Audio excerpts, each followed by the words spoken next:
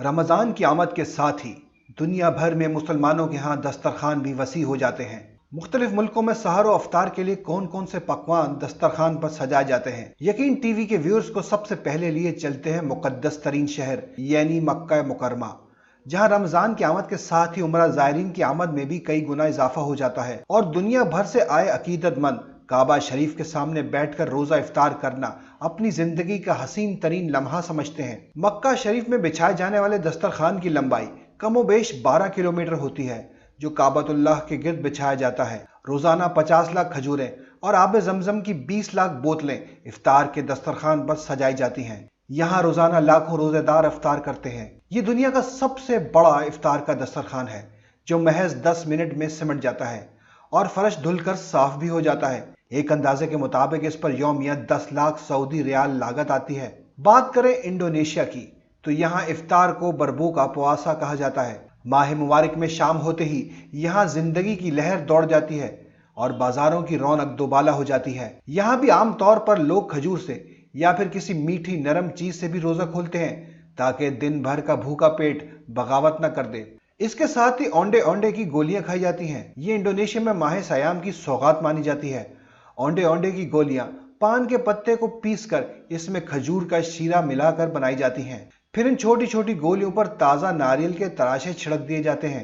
इसके अलावा इंडोनेशिया में इफ्तार के दस्तरख्वान पर मौसमी फल, बीफ समोसा, हल्की तली हुई सब्जियां, जिन्हें मुकामी जबान में बाला बाला कहा जाता है, मी गोरेंग यानी मसालेदार नूडल्स के अलावा कोलक भी बतौर खास सजाया जाता है। कोलक नारियल पानी के साथ रखे शकरकंदी या केले के टुकड़े को कहते हैं। मलेशिया में भी मुसलमानों की कसीर आबादी रहती है, इसीलिए यहाँ भी रमजान की मुनासबत से सहर और अफ्तार के मजहबी और इज्तिमाई प्रोग्राम तरतीब दिए जाते हैं और मसाजिद में गरीबों के इफ्तार और खाने का इंतजाम बड़ी फराख दिली से किया जाता है। मलेशिया में इफ्तार के दस्तरखान पर गन्ने का रस, दूध में जेली के रंगीन टुकड़े, मुर्ग का पुलाव और सोयाबीन के अलावा लंबोक और बबोला मार्ग शामिल होते हैं। लंबोक नारियल के दूध में गोश्त और हल्के मसाले में पका हुआ दलिया है, जबकि बबोला मार्ग चावल का रिवायती मलाए पकवान है। एक और इस्लामी मुल्क मिस्र में भी रमजान का महीना अपने खूबसूरत अंदाज में जलवागर होता है। मिस्र में इफ्तार के थाल सजाए जाते हैं ताकि हर शख्स हर तरह की ग़िज़ा से लुत्फ उठा सके। खजूर के साथ खुश्क मेवे, अंजीर और किशमिश, आलू के सलाद और रमजान का मखसूस शरबत अमरुद्दीन मिस्र में इफ्तार की खास डिश है। ये शरबत आड़ू से तैयार किया जाता है, जिसमें आड़ू को काटकर पानी में कई घंटे तक भिगोया जाता है। फिर इसमें मजीद पानी मिलाकर इसे हल कर दिया जाता है। ये जूस तमाम ही अरब ममालिक में बहुत मकबूल है। पड़ोसी मुल्क अफगानिस्तान में लोग इफ्तारी में शोरबा, कबाब, दो प्याजा, मांटो यानी पास्ता में लिपटा हुआ गोश्त, काबली पुलाव और भुनी सब्जियां बहुत शौक से खाते हैं। इसके अलावा यहाँ मीठी डिशेस का भी इस्तेमाल किया जाता है। बांग्लादेश में भी इफ्तारी का खास एहतमाम किया जाता है। इफ्तार के दस्तरखान को प्याज और हरी मिर्च से तैयार डिश पिया, बैगन और बेसन से बनी बेगोनी, जलापी, हलीम, समोसा, मुगलई पराठा और परोठा से सजाया जाता है। इसके अलावा तरबूज का शरबत बांग्लावासियों का मकबूल तरीन मशरूब है। ब्रुनाई दारुस्सलाम के लोग अमूमन मस्जिद में रोजा खोलते हैं। इस अमल को मकामी जबान में संगकाई कहा जाता है। खजूर के साथ रोजा खोलने के बाद लोग होटल से तैयार डिशेज इस्तेमाल करते हैं।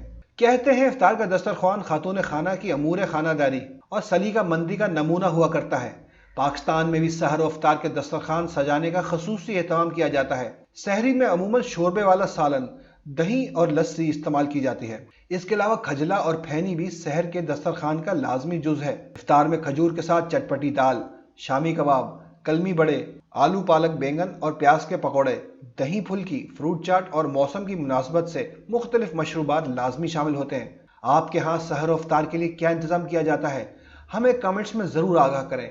नए दोस्त चैनल यकीन टीवी को सब्सक्राइब करें और मुसलसल अपडेट रहने के लिए घंटी बजाना ना भूलें।